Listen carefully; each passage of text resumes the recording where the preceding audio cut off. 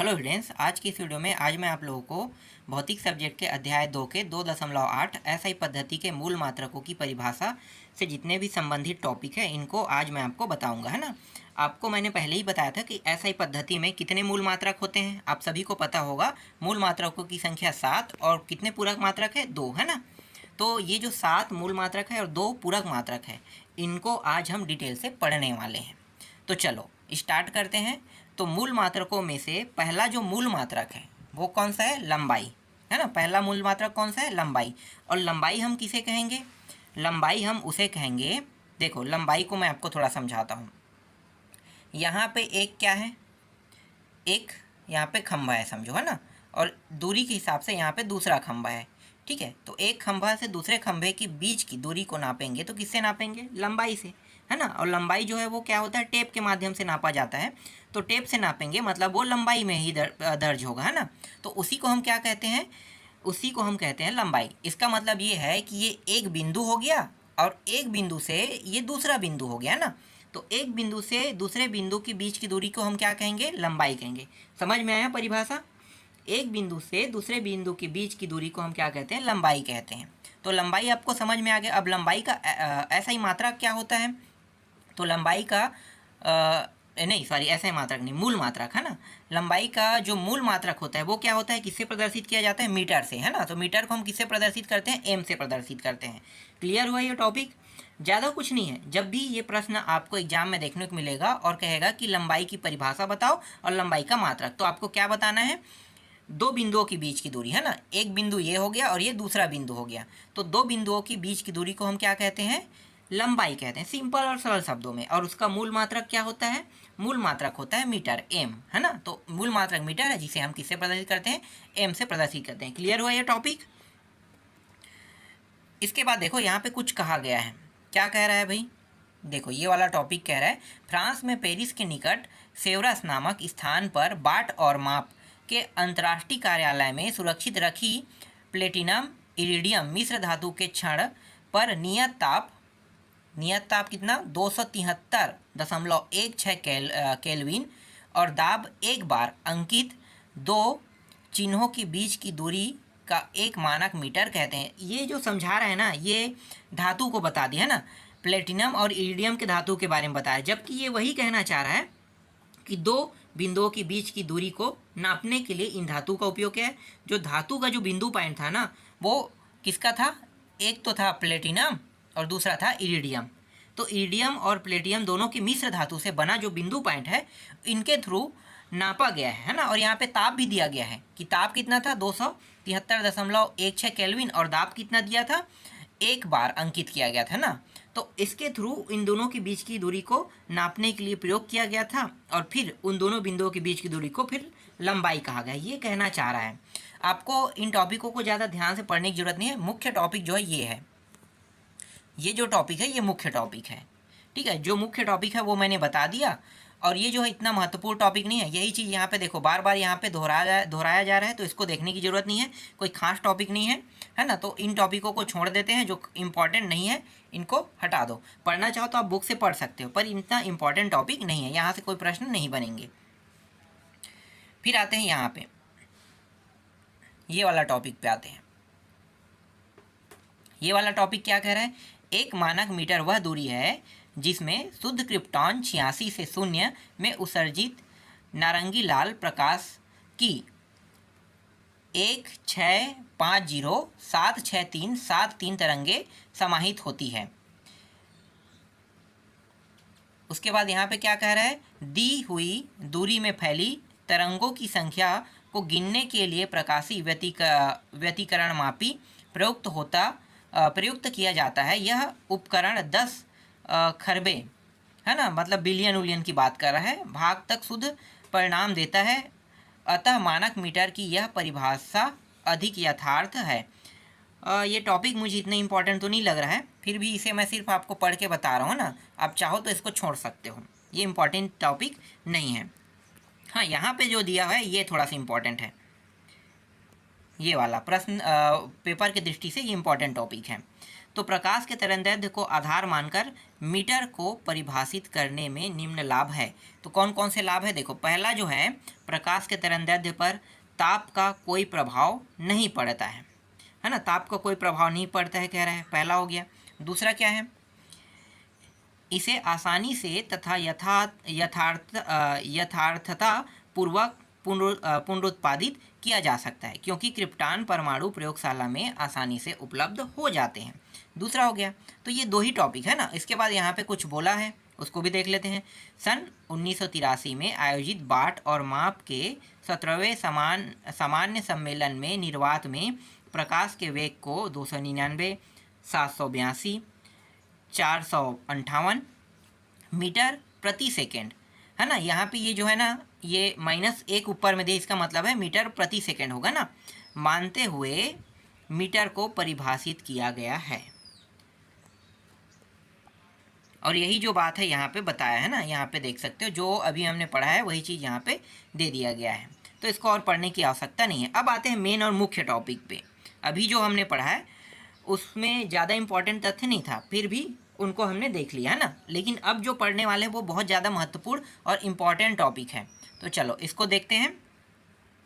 तो यहाँ पे देखो, लंबाई के अन्य छोटे व बड़े मात्रक है ना। तो अन्य छोटे और बड़े मात्रक, लंबाई के अंदर कुछ बिंदु पॉइंट है, तो एक तो है छोटे मात्रक हो गया और एक है बड़े मात्रक हो गया। तो छोटे मात्रक मतलब छोटी चीज़ों को नापने के लिए, और बड़े मात्रक मतलब बड़े चीज़ों को नापने के लिए, ठीक है। तो छोटे मात्रक, सबसे छोटा मात्रक क्या होता है? तो एक तो होता है, देखो पहले यहाँ पे देख सकते हो, इसे दो भागों में बांटा गया है। तो एक है परमाणुविक और आणविक दूरियों को नापने के लिए। तो छोटे मात्रक जो है, यहाँ पे जो मात्रक दिया है ये माइक्रोन है, सबसे छोटा होता है ना।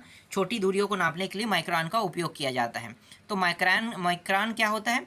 तो 1 मीटर के 10 लाखवें भाग को एक माइक्रोन कहते हैं। 10 लाखवें भाग है ना, 10 लाख मतलब 1 मिलियन। तो 1 मिलियन, आप ऐसे भी बोल सकते हो कि 1 मिलियन भाग को हम 1 माइक्रोन कहते हैं, ऐसे भी बोल सकते हो। 1 मिलियन, 10 लाख का मतलब क्या होता है? 1 मिलियन होता है। अगर 20 लाख होगा तो 2 मिलियन है ना। मिलियन जानते हो ना, मिलियन, बिलियन, ट्रिलियन आपको पता होना चाहिए। तो मिलियन क्या होता है? 10 लाख। बिलियन क्या होता है? 1 अरब मतलब 100 करोड़। और ट्रिलियन क्या होगा? 100 अरब मतलब 1 ट्रिलियन है ना। तो ये आपको पता होना चाहिए। तो यहाँ पे 10 लाखवें भाग मतलब 1 मिलियन का जिक्र किया। तो 1 मिलियन वे भाग को क्या कहते हैं? 1 माइक्रोन कहते हैं। और इसे संकेत में किस प्रकार से प्रदर्शित करते हैं? माइक्रोन को 1 माइक्रोन मतलब म्यू एम से प्रदर्शित किया जाता है। अब यहाँ पे देखो, 1 माइक्रोन को किस तरीके से प्रदर्शित किया गया है, कैसे लिखा जाता है, यहाँ पे बताया है ना। 1 माइक्रोन बराबर 10 का घात -6 मीटर होता है। 10 का घात -6 का मतलब क्या होगा? 10 लाख। और 10 लाख मतलब 1 मिलियन। तो 10 का घात -6 लगने का मतलब ये है कि ये 10 लाख है ना। तो 10 लाख मतलब -6 लगा हुआ है। तो सरल हो गया अभी ये टॉपिक। अगर आपसे पूछेगा कि 1 माइक्रोन की परिभाषा बताओ या 1 माइक्रोन को प्रदर्शित करो, तो आप क्या कहोगे कि 1 मीटर के 10 लाख है ना, 10 लाखवें भाग को या फिर 1 मिलियन भाग को हम क्या कहेंगे? 1 माइक्रोन कहेंगे। ये आपको बताना है, ठीक है। प्रदर्शित किसे करते हैं ये भी पता चल गया। चलो आगे देखो। इसके बाद यहाँ पे और कुछ खास टॉपिक नहीं है, उनको देखने की जरूरत नहीं है, इसको देख लेते हैं, ठीक है। एंगस्ट्रॉम मात्रक, ये भी छोटा मात्रक है ना, दूरी नापने का छोटा मात्रक है। तो ये मात्रक क्या होता है? इस मात्रक का उपयोग नाभिकीय भौतिकी में परमाणु तथा नाभिक का आकार व्यक्त करने में किया जाता है। इसे संकेत एक के ऊपर बिंदु डॉट दिया है ना, से प्रदर्शित किया जाता है। इसका मतलब क्या है? एंगस्ट्रॉम है। तो एंगस्ट्रॉम यूनिट से नापा जाता है। समझ में आ गया? इसका उपयोग क्यों करते हैं? नाभिकीय भौतिक में परमाणु है ना, नाभिकीय भौतिक, नाभिक आपको पता है ना, केमिस्ट्री आप लोगों ने पढ़ा होगा। केमिस्ट्री में पता होगा कि केमिस्ट्री में नाभिक होता है ना। तो नाभिक कहाँ होता है? अंदर में होता है कि बाहर में होता है? इलेक्ट्रॉन कक्ष के बाहर में। देखो, प्रोटॉन और नाभिक मतलब बीच वाले एरिया को बोलते हैं, जिसमें प्रोटॉन पाया जाता है ना, नाभिक हो गया, बीच को बोलते हैं। और बाहरी कक्षा में इलेक्ट्रॉन पाया जाता है। मतलब समझो कि हमारा जो सौर मंडल है, मैं आपको थोड़ा सा बताना चाहूँगा। देखो, ये हो गया, मान लो ये हमारा सूर्य है, ठीक है, सूर्य बीच में है। अब इसके गोल चक्कर लगा रहा है एक ग्रह, फिर इसी तरीके से दूसरा ग्रह, फिर इसी तरीके से तीसरा ग्रह, है ना, तो चक्कर लगा रहा है। तो इलेक्ट्रॉन समझो कि ये इलेक्ट्रॉन इस तरीके से, ये इलेक्ट्रॉन भी इसी प्रकार से चक्कर लगाते हैं। तो नाभिक में कौन है अभी वर्तमान में? सूर्य। तो सूर्य जो है नाभिक में मतलब बीच में है। तो नाभिकीय भौतिकी, है ना, में परमाणु तथा नाभिक का आकार व्यक्त करने के लिए, कि मतलब छोटा है कि बड़ा है, उस आकार को देखने के लिए किसका उपयोग किया जाता है? एंगस्ट्रॉम मात्रक का उपयोग किया जाता है। क्लियर हुआ? यहाँ पे मैंने थोड़ा सा आपको चित्र के थ्रू समझाया तो थोड़ा समझ में आ गया होगा ना। अब एक एंगस्ट्रॉम का मतलब कितना होगा?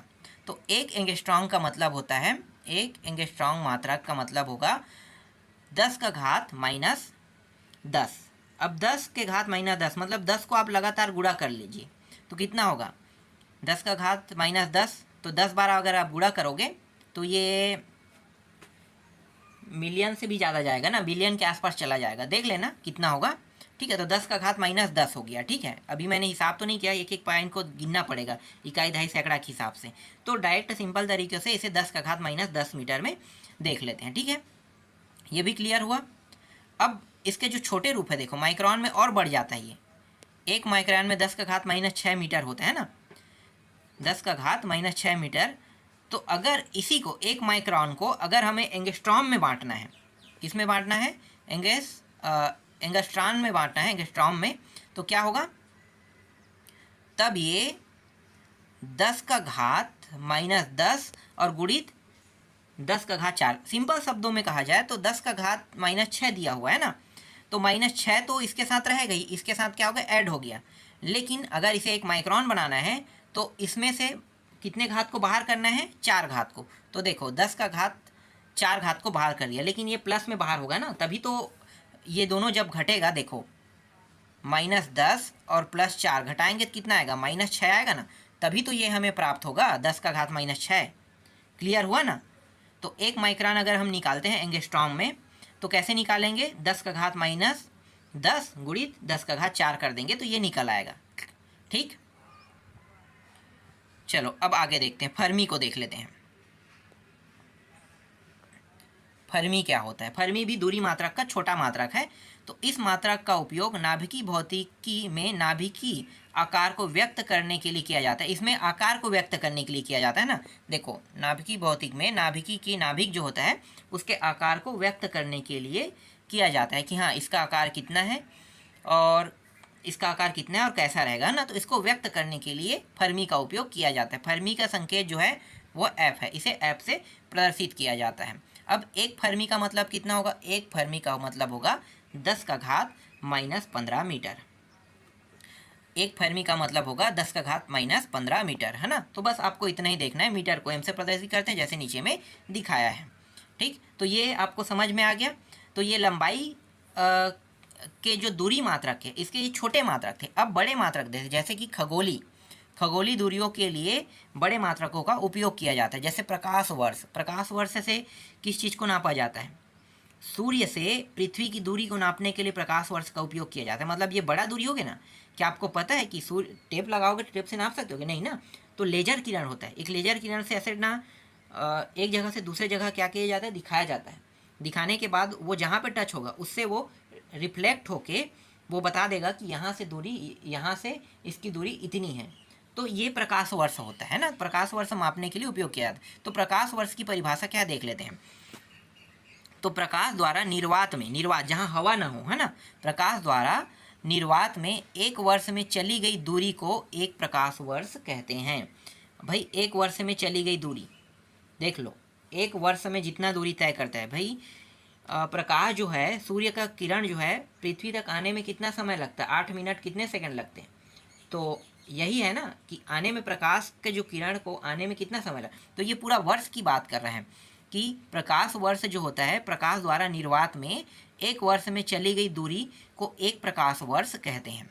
प्रकाश वर्ष का वेग जो होता है वो होता है 3 गुणित 10 का घात 8 होता है मीटर प्रति सेकंड। इससे क्या करते हैं? प्रदर्शित करते हैं। एक प्रकाश वर्ष वेग और यहाँ पे समय दिया हुआ है ना। अब इसको कैसे निकालते हैं? तो देखो 3 गुणित 10 का घात 8 दिया हुआ है, तो ये तो प्रकाश वर्ष निकालने के लिए इसका वेग है, ये जो 3 × 10⁸ क्या है, वेग है ना। अब एक साल में कितने दिन होते हैं, 365 दिन, इसको गुणा कर दिया जाएगा, ठीक है। फिर एक दिन में कितने घंटे होते हैं, 24 घंटे, है ना। फिर एक घंटे में कितने मिनट होते हैं, 60 मिनट। फिर एक मिनट में कितने सेकेंड होते हैं, 60 सेकेंड। तो इन सभी का गुणा करेंगे तब निकलेगा एक वर्ष प्रकाश वर्ष, है ना। एक वर्ष प्रकाश वर्ष, और एक वर्ष प्रकाश वर्ष मतलब 9.46 × 10⁻15 मीटर होता है। समझ में आ गया। एक वर्ष प्रकाश वर्ष का जो पूरा पॉइंट होता है 9.46 × 10⁻15 मीटर होता है। अब इसके बाद देखो यहाँ पे है पारसेक है। पारसेक क्या होता है, इसका पूरा नाम है पैरालेटिक सेकेंड, है ना। इस मात्रा का उपयोग पृथ्वी से तारों की दूरी ज्ञात करने के लिए किया जाता है। पृथ्वी से तारों की दूरी, समझो यहाँ पे हमारा पृथ्वी और यहाँ पे एक स्टार दिया हुआ है। स्टार ऐसे नहीं दिखाई देते, कुछ इस तरीके से बनता है ना, स्टार की आकृति ऐसा होता है, ठीक है। तो पृथ्वी से स्टार की दूरी नापने के लिए किसका उपयोग किया जाता है, पारसेक का उपयोग किया जाता है। एक पारसेक का मतलब क्या है, पारसेक ना पारसेक प्रकाश वर्ष से भी बड़ा होता है, मतलब दूरी नापने के लिए होता है।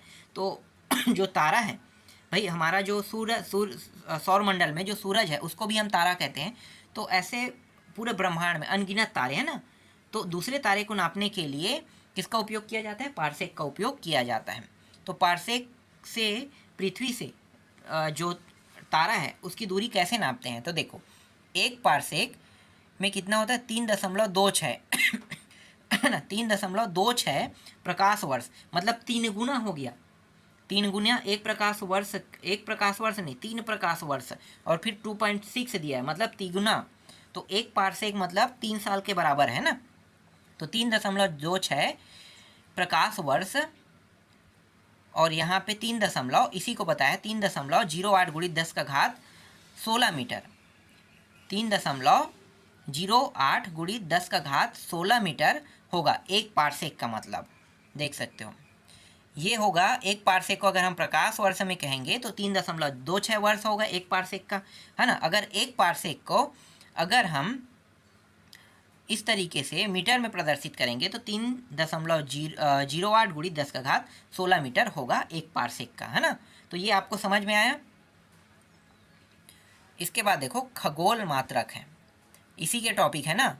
खगोल मात्रक भी क्या है, इसी का टॉपिक है, मतलब तीसरा टॉपिक है लंबाई का। तो लंबाई मापने का ये तीसरा टॉपिक है, मतलब बड़ा दूरी मात्रक ये भी है खगोल मात्रक।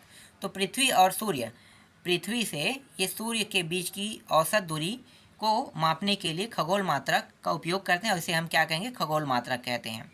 तो खगोल मात्रक को किससे प्रदर्शित किया गया है, AU से प्रदर्शित किया गया है ना। ए का मतलब क्या होगा, एस्ट्रोनॉमिकल, और यू का मतलब यूनिट, तो एस्ट्रोनॉमिकल यूनिट, है ना। तो एक AU का मतलब होगा खगोलीय मात्रक, है ना। एक खगोल मात्रक का मतलब 1.496 × 10⁻11 मीटर होता है, ठीक है। तो ये लंबाई मापने के छोटे दूरी मात्रक और बड़े दूरी मात्रक दोनों खत्म हो गया। अब आते हैं द्रव्यमान नापने वाला। सबसे बड़ा टॉपिक था लंबाई वाला, अब द्रव्यमान छोटा हो जाएगा, क्योंकि द्रव्यमान का उपयोग हम कम कर, सबसे ज़्यादा हम लंबाई का उपयोग करते, फिर द्रव्यमान का सेकेंड में, थर्ड में फिर समय का, बाकी जो है उसका उपयोग सिर्फ लैबों में किया जाता है। तो जो 3 इम्पॉर्टेंट है उनको ज़्यादातर हम एकदम फोकस से देखेंगे। इसके बाद दूसरा है द्रव्यमान, है ना। दूसरा क्या है, द्रव्यमान। किसी वस्तु में पदार्थ की मात्रा को उस वस्तु का द्रव्यमान कहते हैं। आपको समझ में आया, पढ़ने में आपको ये चीज़ समझ में नहीं आया होगा, लेकिन मैं आप सिंपल शब्दों में आपको बता देता हूँ द्रव्यमान का मतलब क्या होता है। जिस चीज़ का भार होता है उसे हम द्रव्यमान कहते हैं। अब भार किसका होगा, आप अगर दुकान जाते हो और कहते हो कि मुझे 1 किलो आलू चाहिए, 1 किलो शक्कर चाहिए, है ना। 1 किलो आलू, 1 किलो शक्कर, 1 किलो कोई भी वेजिटेबल आप और ख़रीद रहे हो, तो जो चीज़ आप खरीद रहे हो किस में खरीद रहे हो, भार में, वजन में। तो वजन में खरीद रहे हो ना, तो वही क्या कहलाएगा, द्रव्यमान। तो जिस वस्तु का भार होता है उसे हम क्या कहेंगे, द्रव्यमान कहेंगे। आप ऐसा भी बोल सकते हो। सिंपल और सरल शब्दों में आपको समझ में आ गया, ठीक है। ज़्यादा इसे डिटेल से समझाने की ज़रूरत तो नहीं है, आपको समझ में आ गया है ना। अब इसका ऐसा ही मात्रक देख लेते हैं। तो इसका ऐसा ही मात्रक क्या होता है, किलोग्राम से इसे प्रदर्शित करते हैं और केजी इसका क्या है, संकेत है। ठीक, तो ये इंपॉर्टेंट तथ्य है। अब यहाँ पे कुछ बताया है कि किस तरीके से इसका परीक्षण किया और किस तरीके से किलोग्राम का बाट बनाया है ना। तो यहाँ पे देखो, फ्रांस में पेरिस के निकट सेवरस नामक स्थान पर मापतौल के अंतर्राष्ट्रीय कार्यालय में सुरक्षित, देखो कार्यालय जो है ना ये पेरिस में ही है, फ्रांस के निकट पेरिस जो है, पेरिस फ्रांस की राजधानी है और राजधानी के निकट एक जगह है जिसका नाम है सेवरस। ठीक है, ये जो सेवरस नामक जगह है वहीं पे लैब है कह रहा है। उसी लैब में मापतौल, अभी इससे पहले लंबाई का भी हमने देखा, वहीं पे लैब था ना, यहाँ भी इसका भी लैब वहीं पे है कह रहा है, मतलब वहीं पे इसका परीक्षण किया गया है। तो अंतर्राष्ट्रीय कार्यालय में सुरक्षित रखे गए प्लेटिनम और इरिडियम, देखो यहाँ पे प्लेटिनम और इरिडियम की धातु का उपयोग किया गया है, मिश्र धातु के बेलन के द्रव्यमान को 1 किलोग्राम कहते हैं। तो किस तरीके से माना गया है ये यहाँ पे बता रहा है। किलोग्राम की यह परिभाषा अंतर्राष्ट्रीय स्तर पर मान्य, मतलब सिर्फ किलोग्राम सिर्फ भारत बस में 1 किलो नहीं होगा, पूरे विश्व में 1 किलो का मतलब हर जगह सेम ही सेम रहेगा, ये कहने का मतलब इसका।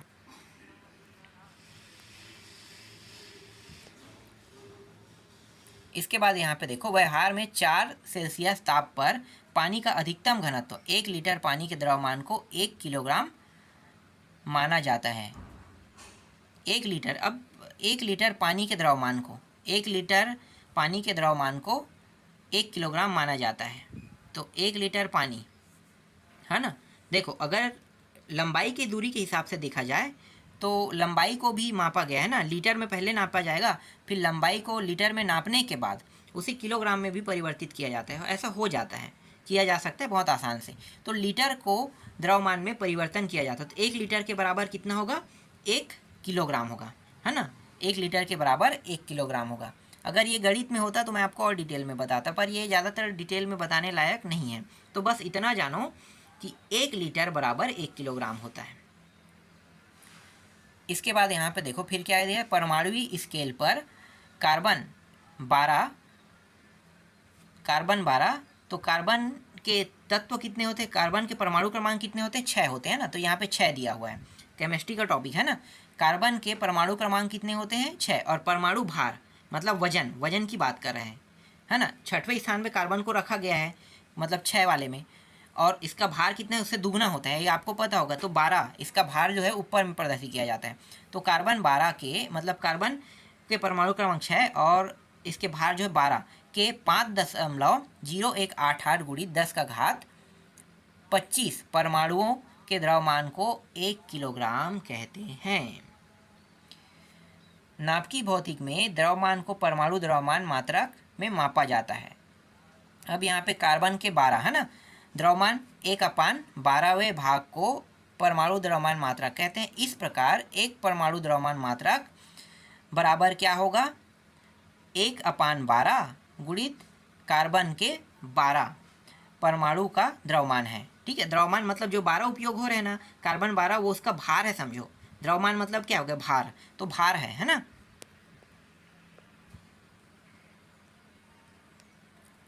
तो इसको ये जो एक परमाणु द्रव्यमान मात्रक है इसका पूरा पानी जब गुड़ा उड़ा सब हो जाएगा तब कितना बनेगा, 1.66 गुणित 10 का घात -27 kg होगा। तो एक परमाणु द्रव्यमान मात्रक का मतलब होता है 1.66 गुणित 10 का घात -27 किलोग्राम। ठीक, ये समझ में आ गया। द्रव्यमान बस इतना ही, ज़्यादा नहीं है इसमें। अब देख लेते हैं, और है क्या, थोड़ा बहुत और है। हाँ है, बड़े मात्रक छोटे मात्रक में भी बांटा है, देख लेते हैं। अगर बड़े मात्रक है और छोटे मात्रक है तो क्या कहते हैं। देखो बड़े मात्रक में दिया हुआ है क्विंटल, 1 क्विंटल मतलब 100 किलो, है ना। 1 क्विंटल मतलब 100 किलो कहते हैं। 1 मेट्रिक टन मतलब क्या होता है, 10 क्विंटल को हम 1 मेट्रिक टन कहते हैं। ठीक, जो किलोग्राम में 1000 किलोग्राम होगा। फिर छोटे मात्रक जो है ग्राम होता है, और 1 ग्राम मतलब क्या होगा, 10 का घात -3। 1 ग्राम का मतलब होता है 10 का घात -3, और 10 का घात -3 का मतलब आपको समझ में आ रहा है, नहीं आ रहा है ना, 1/1000, 1/1000। तो इसी को क्या किया है, इसी को इन्होंने ना, देखो कितने शून्य हैं, तो इसको पहले ये 10 में बांट देते हैं, और फिर 2 शून्य है ना। तो 1 2 3 नहीं, 10 में पहले बांटेंगे, फिर कितने शून्य, 3 शून्य, तो घात कितना हो जाएगा 3 और ये ऊपर चला जाएगा, है ना, तो 1 के साथ इस तरह गुणित होगा, 10 का घात -3 ऐसा बन जाएगा। तो ये इसी प्रकार से यहाँ पे बताया है। ठीक है, ये क्लियर हुआ। फिर 1 मिलीग्राम और छोटा इससे क्या चला गया, तो और छोटा चला जाएगा कितना होगा भाई, मिलीग्राम ग्राम से भी छोटा है, तो ग्राम के छोटे को हम मिलीग्राम कहते हैं। तो 1 मिलीग्राम मतलब ग्राम में पहले बांटो तो 10 का घात -3 ग्राम होता है, और 10 का घात 3 और फिर -3 को इसके साथ ऐड कर दोगे तो 10 का घात -6 हो जाएगा, तो ये 1 मिलीग्राम बन जाएगा। समझ में आ गया? मतलब कितने शून्य, 3 शून्य और बढ़ा दो, ये रहा 10 का घात 6 मतलब कितने शून्य बढ़ जाएगा 6, तो कितना होगा, इकाई, दहाई, सैकड़ा, हज़ार, 10,000, लाख, 10 लाख, तो 10 लाख होता है, मतलब 1 मिलियन। 1 मिलीग्राम बराबर कितना होगा, 1 मिलियन भाग को हम क्या कहेंगे, 1 मिलीग्राम कहेंगे। क्लियर? अब आते हैं समय पर। देखो अब समय को देख लेते हैं। तो समय का जो ऐसा ही मात्रक होता है, ये सेकंड होता है, सेकंड का संकेत एस से प्रदर्शित किया जाता है ना, तो एस क्या है, इसका संकेत है। समय के मात्रक का मानक आधार, माध्यम और सौर दिवस है। 2 क्रमिक मध्याह्नों के समय अंतराल को एक और दिवस कहते हैं, मतलब एक सौर दिवस कहते हैं। सौर दिवस का मान कई कारणों से प्रतिदिन भिन्न भिन्न होता है, अतः वर्ष भर सौर दिवसों का मध्यमान निकाल लिया जाता है, जिसे माध्यम सौर दिवस कहते हैं। तो सिंपल शब्दों में कहा जाए तो एक घड़ी देख लेते हैं ना, घड़ी में इस तरीके से प्रदर्शित कर देते हैं, ये 12 बजे है, ये 3 बजे है, ये 6 और ये 9, इस तरीके से। ठीक है, अगर मुझे एक सौर दिवस निकालना है, मतलब 1 घंटे की दूरी, ठीक है, मैं आपको थोड़ा समझा रहा हूँ ना, 1 घंटे की दूरी मुझे निकालना है, तो यहाँ पे 1 रहेगा, तो 1 घंटे, तो 12 से 1 के बीच की दूरी निकालेंगे, तो सबका समय बराबर होगा कि नहीं, समय अंतराल में आ गया ना। फिर यहाँ पे 2 है, तो 2 से अगर मैं 1 से 2 जाऊँगा तो इसका समय भी एक ही समय लेगा ना, तो इनके बीच के समय अंतराल को ही हम क्या कहेंगे, समय कहेंगे। समझ में आया? ये कहना यही चाह रहा है। इसके बाद माध्यम और सौर दिवस कह रहे हैं, तो कैसे निकालते हैं, तो 1/86,400 भाग 1 सेकेंड कहलाता है, कह रहा है। 1 सेकेंड कितना कहलाएगा, 1/86,400 भाग 1 सेकेंड कहलाता है। इसके बाद अंतर्राष्ट्रीय विज्ञान के तहत किस तरीके से माना है, इसको भी यहाँ पे बताया है। तो देख लो, अंतर्राष्ट्रीय विज्ञान सम्मेलन में समय को सीजियम 133 परमाणु के आवर्ती दोलन के आधार पर परिभाषित किया गया है। इसका मतलब आपको समझ में नहीं आ रहा ना। देखो, एक रस्सी से बंधा हुआ एक दोलन है, ठीक है, ये हर समय क्या करते रहता है, इधर और ये पीछे की ओर, आगे और पीछे की ओर क्या करते रहते हैं, दोलन करते रहता है। तो इसी के हिसाब से समय का आविष्कार हुआ है। ठीक है, दोलन कराते रहता है, जिससे समय बना हुआ है। तो जो धातु उपयोग किया गया है, जो ये दोलन में जो धातु लगा है, ये वाला धातु है ना, ये जो धातु है ये है सीजियम धातु है। सीजियम परमाणु क्रमांक 133 परमाणु के आवर्ती दोलन के आधार पर परिभाषित किया गया है। ठीक है, तो इसका उपयोग किया गया है। फिर 1 सेकेंड समय वह अंतराल है जिसमें सीजियम 133 परमाणु 9, 19, 26, 31 और 770 कंपन कराता है। तो इतने बार ये कंपन कराएगा, तब क्या होगा, 1 सेकेंड समय होगा, कह रहा है। ठीक है, यह परिभाषा अंतर्राष्ट्रीय स्तर पर मान्य है, मतलब हर जगह समय जो है एक बराबर है, कह रहा है, पूरे विश्व में, पूरे देश में, है ना, सभी देश में। चलो आगे देखो। इसके बाद चौथा जो है हमारा ऐसा ही मात्रक कौन सा है, चौथा जो है ताप है। तो ताप को देख लेते हैं। ऐसा ही पद्धति में उष्मागतिकी पैमाने पर ताप का मात्रक केल्विन होता है। ताप का मात्रक क्या होता है, केल्विन होता है। तो ताप के मात्रक केल्विन, केल्विन को के से प्रदर्शित किया जाता है। ये जो संकेत बड़ा क्यों है, क्योंकि ये वैज्ञानिक नाम है ना, वैज्ञानिक के नाम पर रखा गया, इसलिए ये बड़ा है। जिस ताप पर बर्फ, जल तथा जल वाष्प तीनों तापीय संतुलन में रहते हैं, उसे जल का त्रिक बिंदु कहते हैं। जल के लिए त्रिक बिंदु के संगत ताप 273.16 केल्विन तथा दाब 0.46 सेंटीमीटर पारे की स्तंभ के बराबर होता है। जल के त्रिक बिंदु के उष्मागतिकी ताप के 1/273.16वें भाग को 1 केल्विन कहते हैं। बस इसमें और ज़्यादा कुछ नहीं है, बस इतना ही है ना। तो ज़्यादा डीप से इसे देखने की ज़रूरत नहीं है। मैंने बताया ना आपको, लंबाई ज़्यादा महत्वपूर्ण है, द्रव्यमान ज़्यादा महत्वपूर्ण है और समय ज़्यादा महत्वपूर्ण है। तो तीनों को बता दिया। इसके बाद ताप आ गया। ताप की अगर परिभाषा पूछते हैं आपसे तो ऊष्मागतिकी पैमाने पर ताप का मात्रक केल्विन है, आप ये कह सकते हो। चलो आगे देखते हैं। इसके बाद आते हैं पांचवा पे।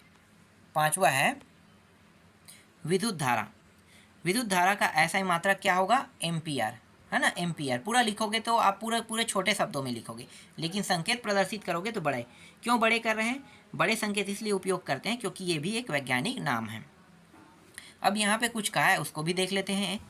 तो निर्वात में 1 मीटर की दूरी पर रखे अंतराल अनंत लंबाई एवं नगण्य अनुप्रस्थ काट वाले दो समांतर तारों में समान विद्युत धारा प्रवाहित करने पर यदि प्रति मीटर लंबाई पर 2 × 10⁻⁷ न्यूटन का बल लगता है तो विद्युत धारा के इस परिणाम को 1 एम्पियर कहते हैं।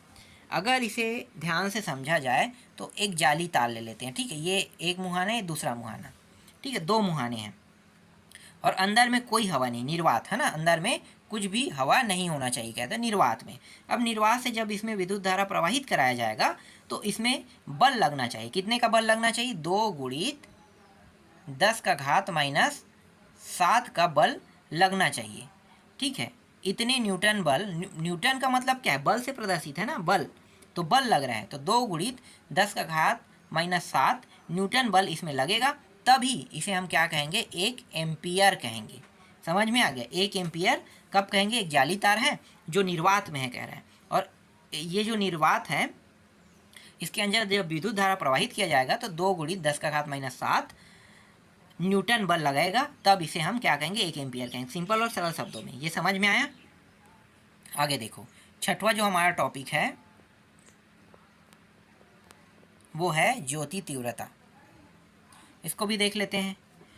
तो इसका जो ऐसा ही मात्रक है वो क्या है?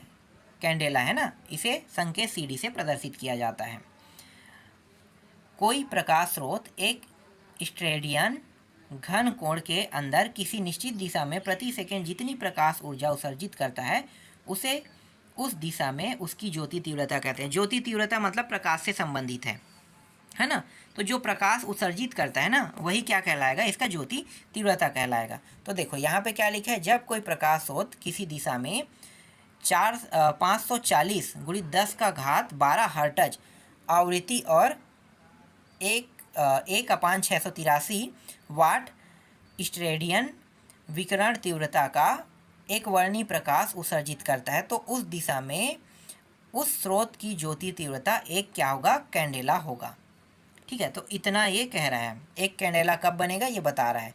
ज़्यादा कुछ खास इसमें नहीं है ना। तो ज़्यादा डिटेल समझाने की ज़रूरत नहीं है। चलो अगला देखो। 7वां है पदार्थ की मात्रा। पदार्थ की मात्रा का ऐसा ही मात्रक मोल होता है और इसके संकेत MOL से प्रदर्शित करते हैं। पदार्थ की उस मात्रा को 1 मोल कहते हैं जिसमें उसके अवयवी परमाणुओं या अणुओं की संख्या एवोगैड्रो संख्या कितना? 6.023 × 10⁻23 या कार्बन 12 के 0.012 किलोग्राम के परमाणुओं की संख्या के बराबर होती, तब हम उसे क्या कहेंगे? 1 मोल कहेंगे, है ना। पदार्थ की मात्रा आपको समझ में आ गया। 1 मोल कब कहा जाएगा? तो यहाँ पे बता दिया गया है, ठीक है। कितने एवोगैड्रो संख्या? 6.023 × 10⁻23 या कार्बन में अगर देखा जाए तो कार्बन 12 के 0.012 किलोग्राम में परमाणु की संख्या के बराबर होता है, कह रहा है। तो 7 मूल मात्रक आपको समझ में आ गया। चलो अब आगे देखने वाले हैं पूरक मात्रक।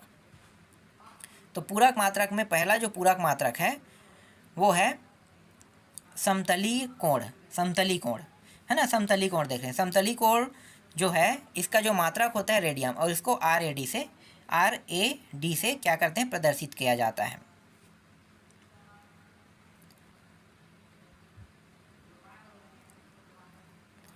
अब यहाँ पे इसे मैं आपको थोड़ा डिटेल से समझा दूंगा क्योंकि चित्र ऊपर में चला गया ना। तो ये यहाँ पे मैं एक क्या बना देता हूँ, एक बिंदु बना देता हूँ, ठीक है। ये बिंदु वृत्त के केंद्रक ओ से प्रदर्शित करता है। ये त्रिज्या हो गया जिसे हम आर से प्रदर्शित करेंगे, उसकी त्रिज्या के ए बी। तो यहाँ से यहाँ की दूरी ए बी है ना, ए बी, या ये कहें कि ये चाप काट रहे हैं, यहाँ से यहाँ की दूरी को हम ए बी मान लेते हैं, जैसे कि चित्र में कहा गया होगा। देखते हैं चित्र क्या है, ए बी अलग कह रहा है, यहाँ पे चाप अलग बता रहा है ना, चाप ये अलग बता रहे। चलो देख लेते हैं, 1 मिनट।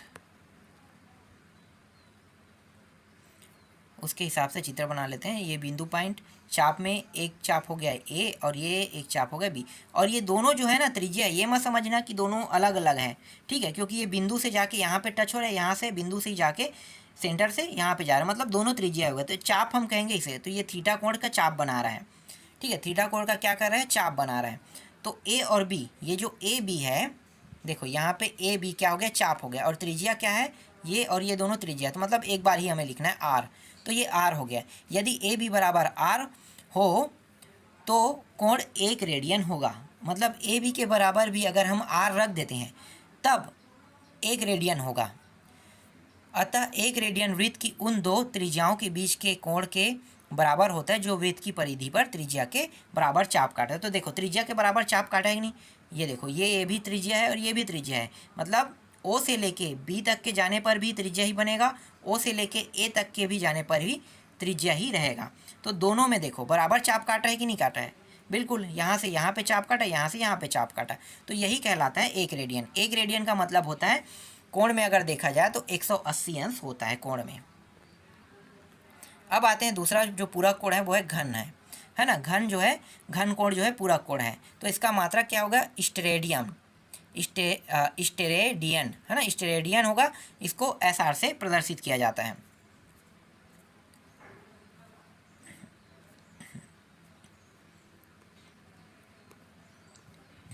चलो यहाँ पे देखो,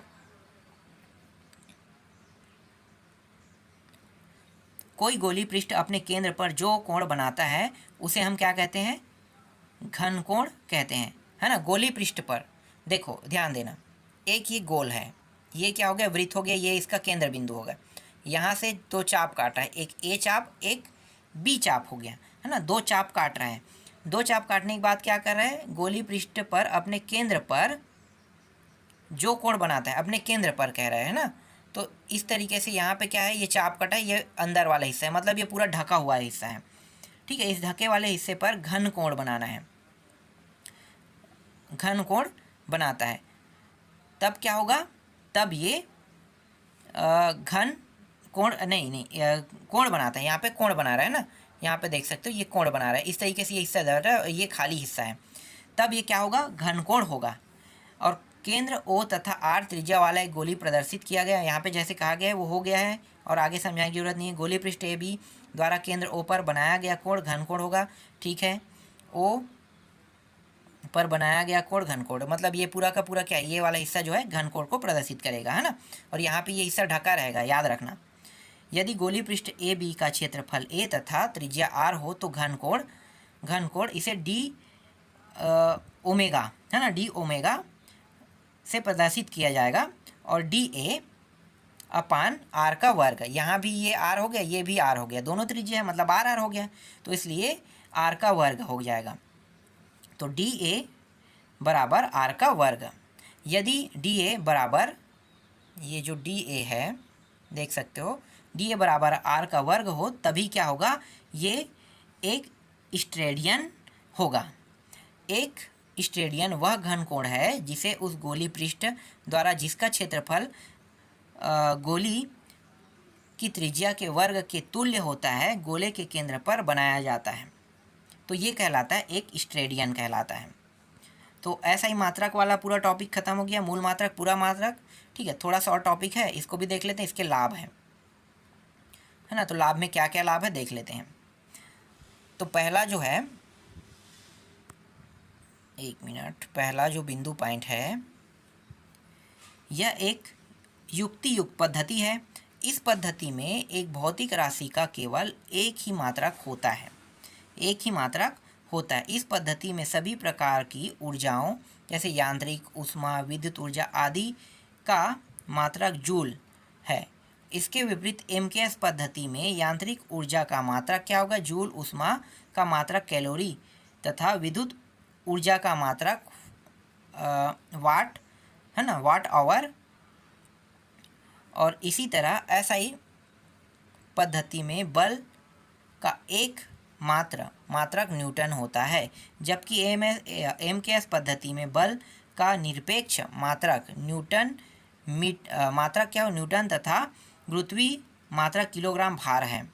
CGS के लिए देखो, CGS और MKS पद्धति की भांति SI पद्धति भी दार्शनिक पद्धति है। इसमें कुछ खास नहीं बताया, बस मैं आपको पढ़ के बता रहा हूँ। इंपॉर्टेंट तथ्य मुझे तो यहाँ पे कुछ भी नहीं मिल रहा है, बस इसमें पढ़ने लायक ही टॉपिक दिया हुआ है ना। तो इसके अपवर्त और अपवर्तक 10 के घात के रूप में व्यक्त किए जा सकते हैं। 1 किलोग्राम बराबर 10 का घात 3 ग्राम होता है ना। 1 माइक्रोसेकेंड बराबर 10 का घात -6 सेकेंड आदि। इसमें ज़्यादा कुछ खास नहीं दिया है, इसलिए इसको आपको सिर्फ पढ़ के बता रहा हूँ। मुझे तो इस टॉपिक को छोड़ने का मन कर रहा है, पर दिया है तो चलो, लाभ अगर आपसे पूछता है तो आप थोड़ा बहुत बता सकते हो इसके बारे में।